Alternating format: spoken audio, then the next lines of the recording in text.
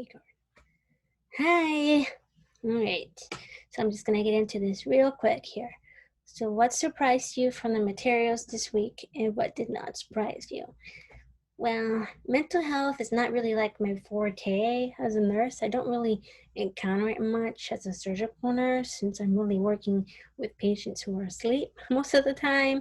I do come across sometimes certain patients in like the pre-op holding area that have kind of like that flat affect from any kind of maybe depression. Mainly is what I've seen so far in patients who are struggling with mental health problems. Just that kind of like cold, stoic face when you go over and speak with them. And it also may be related to the surgery that they're about to have. They're just trying to be strong and not to break down. But usually if you look into like the patient's record, that's what you'll see, like depression as a diagnosed problem.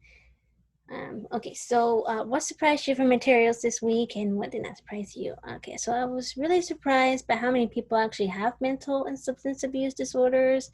Um, it's hardly really anyone talks about it because there's so much stigma and taboo attached to such disorders, but I know a few people that have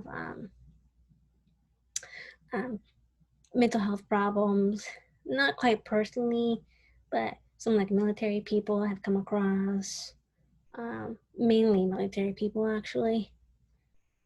But you know, all that goes in with like PTSD and all that with them. So no one really wants to be labeled as mentally unstable either. So that's why it's kind of like a taboo. Um, I wasn't really surprised by the different types of disorders that can affect the population. Even I was though that surprised by the amount of young people who are being diagnosed with anxiety and depression more often.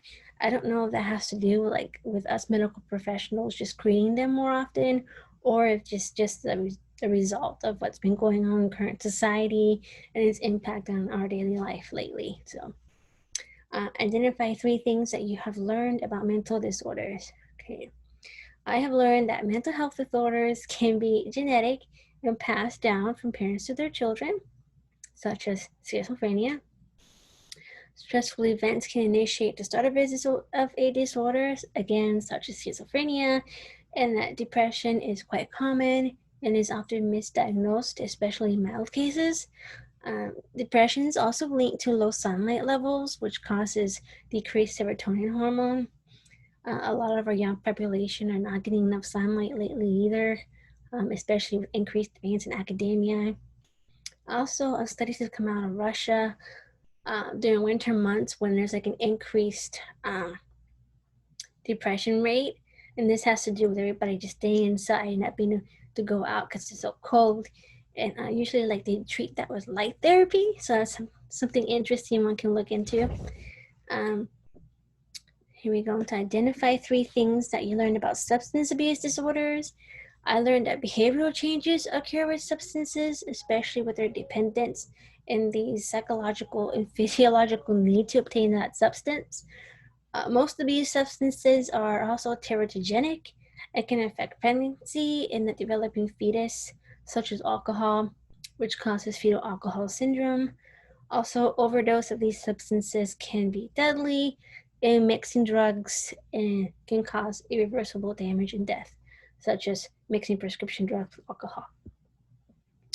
Discuss how you will be able to implement what you have learned into your future practice. Well, I am studying to be a pediatric nurse practitioner, so I will be challenged with treating children and teenagers with mental health problems such as anxiety and depression. This patient population is also more at risk for substance abuse disorders as they practice risky behaviors and can easily obtain illicit and prescription drugs. Also, in this patient population, I'm just going to mention that autism can be considered a mental health problem as well as a disability. Treating patients with this disorder can be challenging and complicated as behavioral problems are often a considerable stumbling block.